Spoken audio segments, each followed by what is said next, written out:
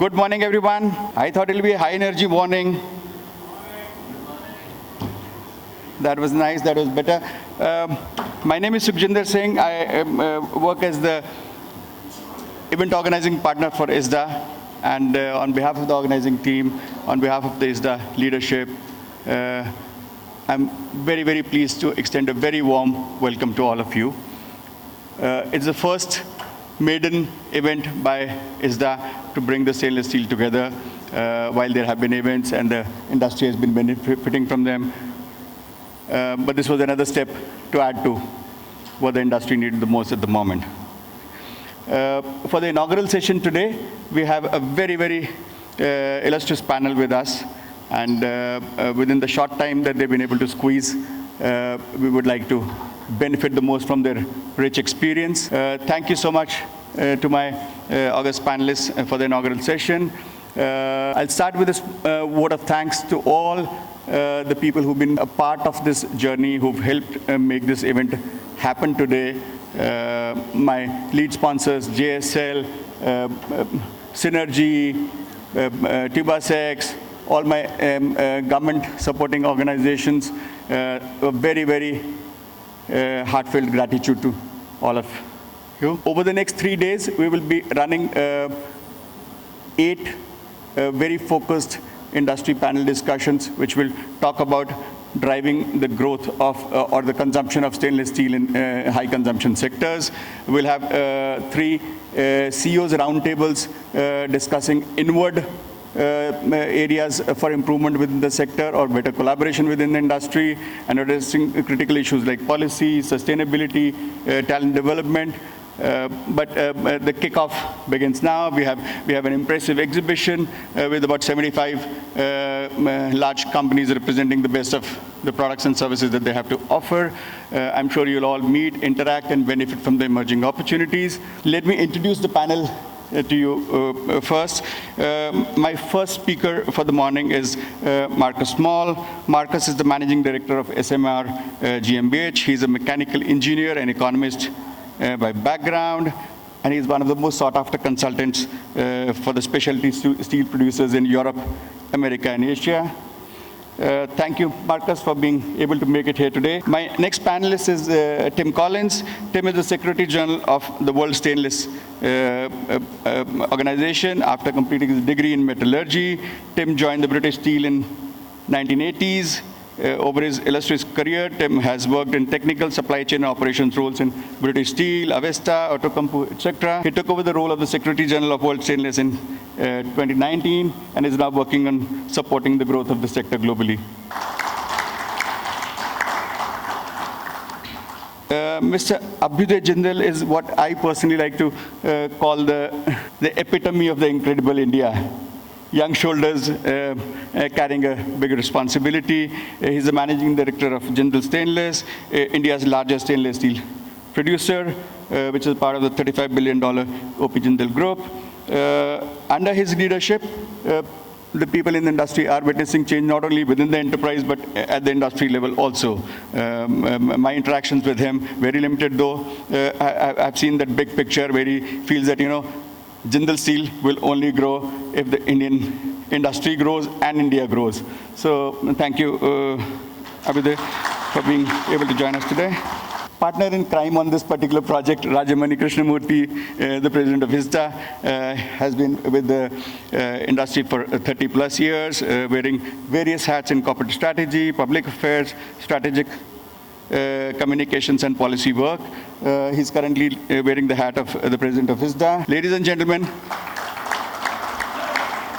one big round of applause for our chief guest for the day, Shri Nagendranath Sinha.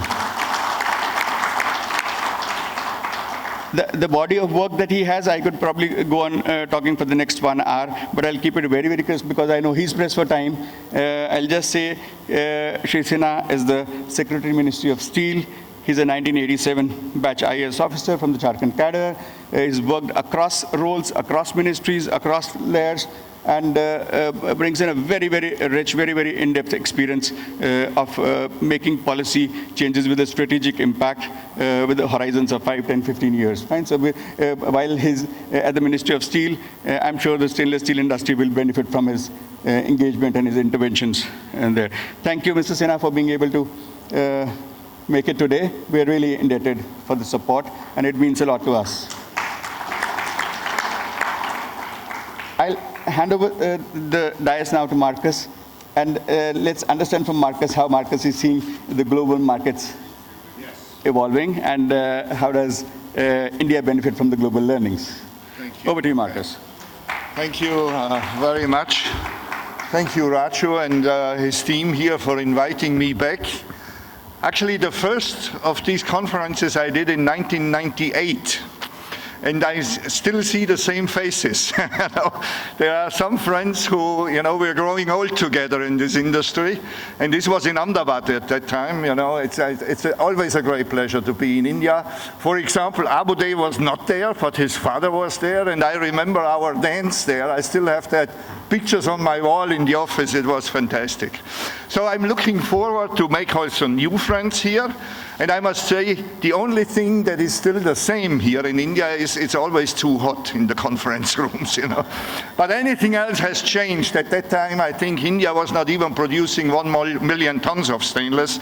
Now we are at 4 million tons. So rapid development, and it's not getting slower. Is there any chance to get my presentation up here and a remote control? It is there, a little bit in a strange format, but okay, you will recognize it.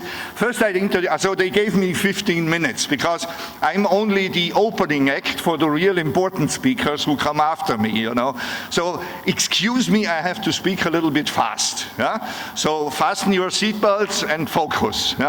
My company is based in Austria, in the middle of the mountains. This is the view from my window there. My team of 20 people, what we are doing is we're trying to anticipate the future of the stainless industry. So it's all about the future, but therefore you need to understand the past very much. What we are doing, last year we had a fantastic year, more than 3.5 million in sales euros, and it's very difficult to see, but these others there, when you look at regions, still Europe is our biggest market, but this 12% is India. So India is already more than 10% of our revenues, and I have the impression that this is even becoming more important for us. And then we are doing also conferences, and we are coming to that a little bit later. We have to proceed immediately to the status quo. All of this, and you get the material, don't worry. This is the stainless industry product by product, from all the long products on top to the flat products on the bottom. We had around 48 million tons finished products that have been produced and sold last year. But the most important thing is that all these products are having different structures in terms of, so each product you can split into commodities. Only the price counts there. Value products, where domestic producers usually get the premium, and high value products. And unfortunately, more than 50% of the total industry is commodities. So that means if you want to be successful there in these commodities, then you need to have your complete production system in place and trimmed for productivity, high yields and things like that. So you need to decide, do I want to be a racehorse, successful in commodities, or do I want to be a jumper? And the jumper needs flexibility. There are other things more important. The risk is that some companies try to be successful everywhere, and this does no longer work. 20 years ago that was possible, now not. So take the example of Outokumpu, for example. They have the racehorse up in Finland, Tornio, and they have the jumper in Sweden with Avesta. So you can have it in one company, but not in one plant. So this is what you need to do. decide with all your investments. I just had a quick chat with somebody from the seamless industry here, and it is in seamless, for example, if you want to be a racehorse, lowest cost, you need a piercing mill. If you want to be a jumper for specialties, duplex, six moly, all these things, you need an extrusion press. Yeah? So these are the kind of decisions you need to do where you want to play. Now this is really difficult. This is the stainless steel, crude steel production. Yeah? And in 2022, we had 57 million tons. Everybody thought last year we will break the 60 million barrier. We did not.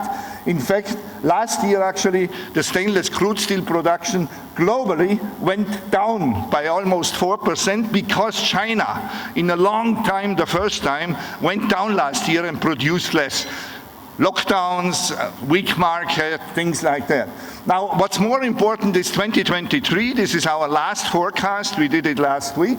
We think that this year the stainless market will grow by, the crude steel production will grow by 1%, yeah? Which is not much at all. And you see the growth here for example, you know, a lot of regions are negative here, including India. India, the consumption is growing nicely, but the production will be more or less stagnant because of this practice of this company here, bringing slabs into the country and big volumes. So that means that is taking some growth away from the crude steel production here. But others, is somebody controlling that? Me or somebody else? You help me now. I tell you then when next, okay? So, you know, Europe will, after 12% shrinkage last year, will shrink another 1.2% this year, and this has to do with the market. In India, it has not to do with the market, but the imports of slabs. And China will be the big growth engine here in terms of production with 6% this year. This is also because they are taking over some of the volumes who would have been produced in Indonesia, but you know, in Indonesia they had big problems at the beginning of the year with riots, sabotage, whatever. You know, it's not so easy to produce in these countries. Okay, next one. Yeah, these are the stainless steel producers, and you have one giant here, which is the Jingsan Group. Jingsan, you have to read on the right side here, almost 12 million tons.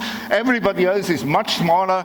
And Baowu Tisco, who is number 2 now, you have to read on the left side. They are now 5.5 million tons in total. And important from an Indian standpoint is Jindal is now in the top 10. It's number 9 worldwide and continues to grow. Yeah? So this is, let's say, the only non-Chinese, non-European producer who is really on a world, global scale, a significant stainless producer. One thing that happened last year is that the LME becomes less and less relevant. As you can see, the LME still has an upward trend in the nickel price that they're reporting, and this is driven by the battery sector for e-cars and not by nickel used in stainless steel. The main reason is also that class 1 nickel that is traded on the LME is very unimportant for stainless steel. On the other side, what is important is nickel pig iron, and here you see the trend is going the other way. So that means the stainless industry lesser and lesser looks on the LME for price building. It is really the MPI price in Indonesia and China who is driving stainless steel prices, and this leads also to the fact that the way in Europe the alloy surcharge is calculated has to be changed or it will die. We had actually a negative base price in some months. So it is, there are some things going on. Key things are moving away, and the market is now made in China and no longer on the London Stock Exchange here, or the pricing. So let us quickly go to some market drivers and inhibitors. Click and click. Yes, that's the end-use structure. And you don't need to go into detail, but way more than 50% of stainless steel is used in consumer goods. Yeah? And consumer goods are, at the end of the day, bought by consumers. And at the moment, the high inflation we have in most of the markets worldwide are taking purchasing power away from the consumers, and the central banks fight with high interest rates, and this affects then the rest of the industry. This is why in 2023 we are expecting very slow growth also in the global consumption of stainless steel, and here you see all these major things. This structure is global, and I know that ISSDA has regular reports about how that looks in India. In India it looks quite different, even more consumer goods focused than in the rest of the world. Now, this is the consumer confidence. That's the that's the indicator. Where are the consumers standing at the moment? Europe, heavy negative, because the 100% reading would be neutral, you know. So we are in Europe and also in America. Europe has improved a little bit in the last month, but it's still below the zero line. And then we look at China. That's the only region where the consumers have become very optimistic again. Yeah?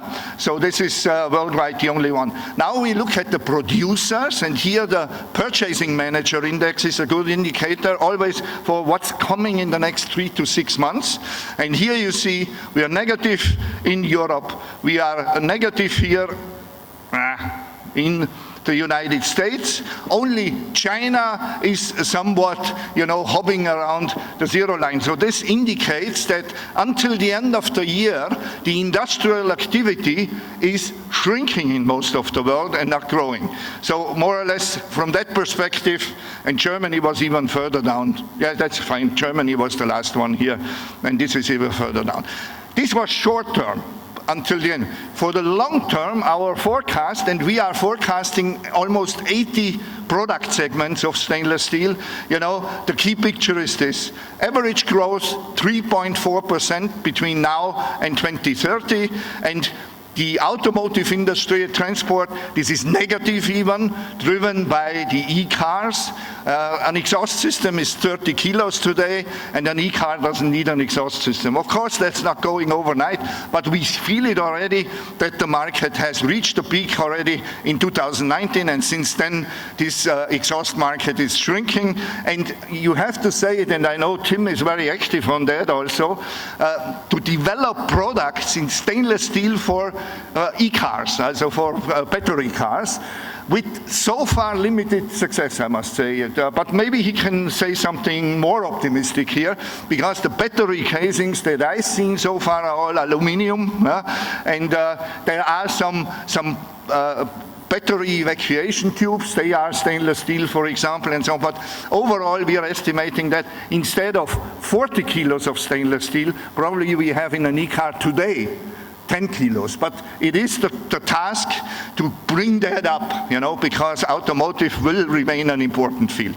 The other thing is then, here, building and construction is a driver. That's driving over the average here, the stainless consumption, and here I see enormous chances to replace aluminum, for example, yeah? But also some coated carbon steels based on carbon dioxide footprint. I'll show you that later.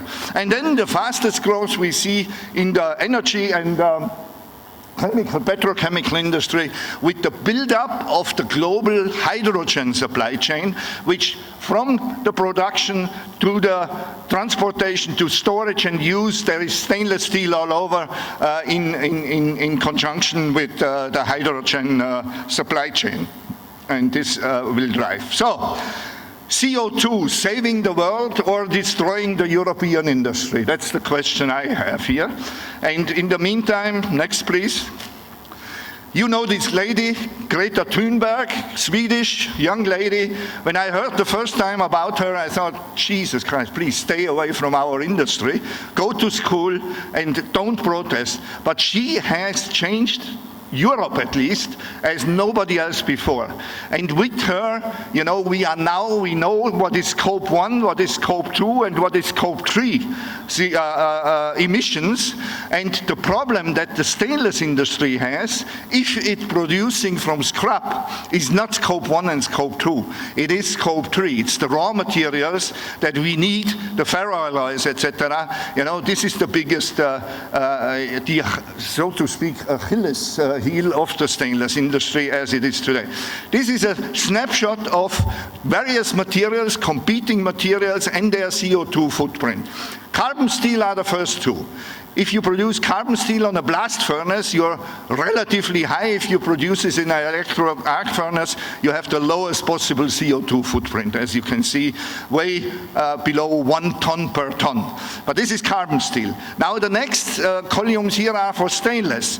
And the first is China, the second is Indonesia, and then the other two are Europeans, ferritic and austenitic. And you see, if you produce from MPI, in China, then it's scope 3. You are more than 10 tons per ton. In Indonesia, it's the same, only the scope 3 becomes scope 1 there. And then in Europe, if you use 80% or more scrap, you are plus minus 2 tons per ton.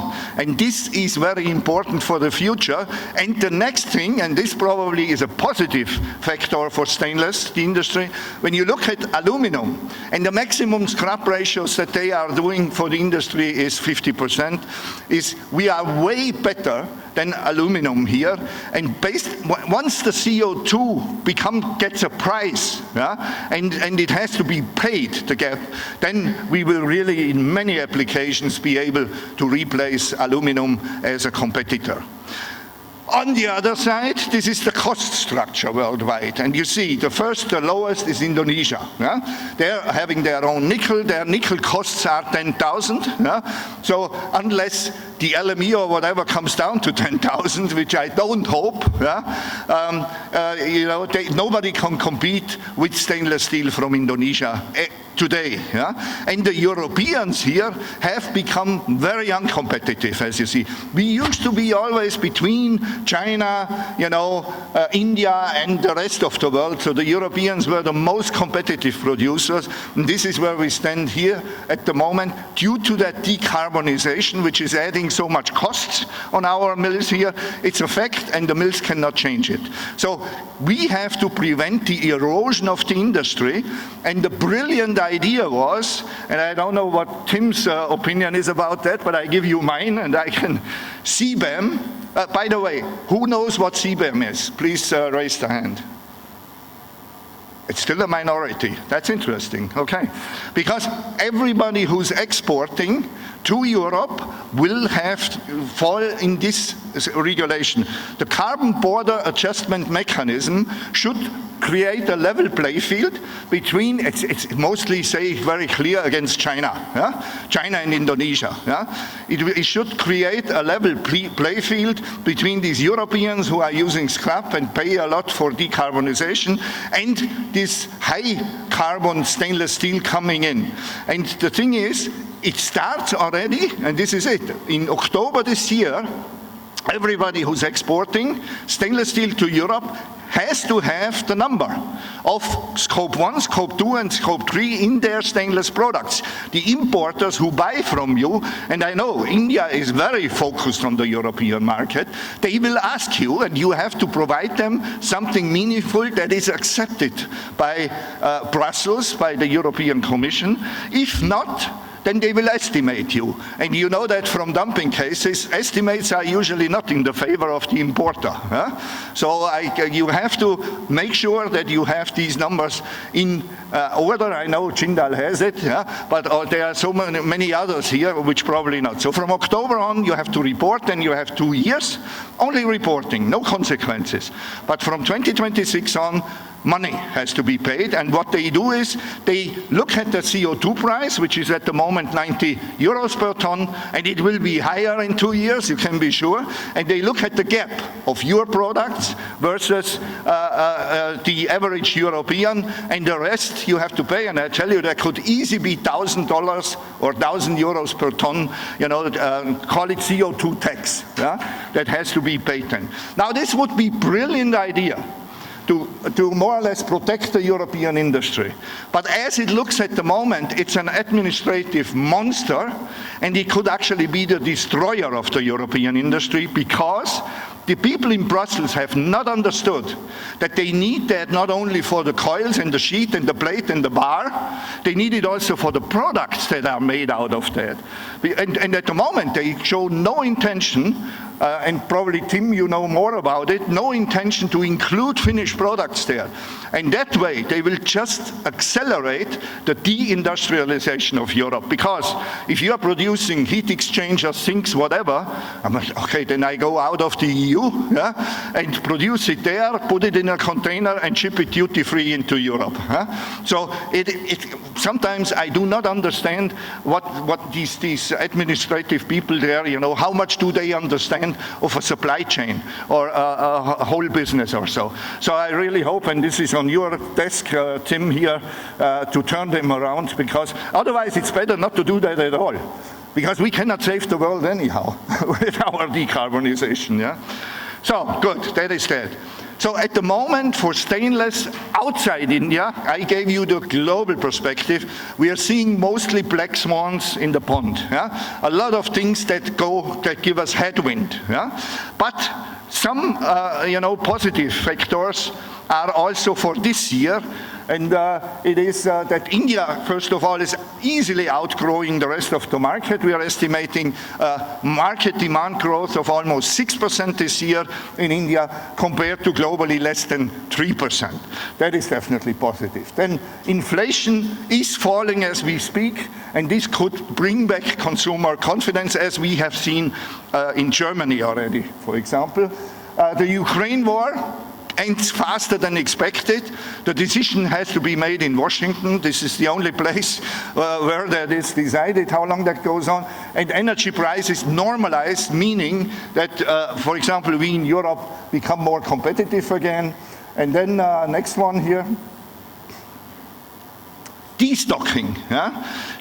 We have, all over the world, we have destocking at the moment, and the mills feel that, because the order books have gotten substantially thinner. Stocks were way too high at the beginning of this year, even in China. But this destocking is coming to an end in the third quarter, probably, beginning of the fourth quarter, meaning that restocking will create then additional demand towards the end of the year. And last but not least, stainless is a lot more competitive now. Prices have virtually halved. I mean, where we were 1.5 years ago, that was unrealistically high, and stainless priced itself out of the market. But this is over. We are competitive again. And I want to show you a new application that I see that could be a major driver. We are trying to decarbonize heating and cooling worldwide, yeah? Getting away from oil and gas. And one solution is here the heat pump. Yeah? And these heat pumps that you have, there are the various systems. You have between 2 and 3 heat exchangers, as you can see them. Here is one from Alfa Laval, which also has a plant in India here. And then the heat exchanger, with the shell. Some of the shells are even in 316 stainless steel. So there's a lot of stainless steel in such a heat pump.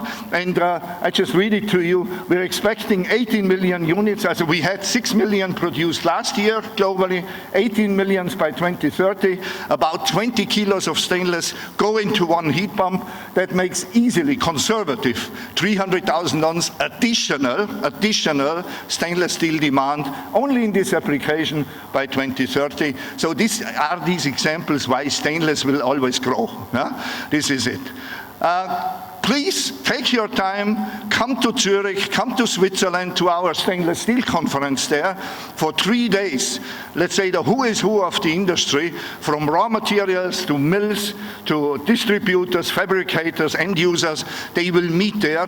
We have the biggest consumers there, the 2 biggest stainless consumers. We have all of the European mills there, some overseas mills, even from North America, hopefully also from India, you know, so it's really, it will be the commercial event. I know there are events like Maastricht and so on. They are mostly technical, and if you want to sell tubes and duplex, you go to Maastricht.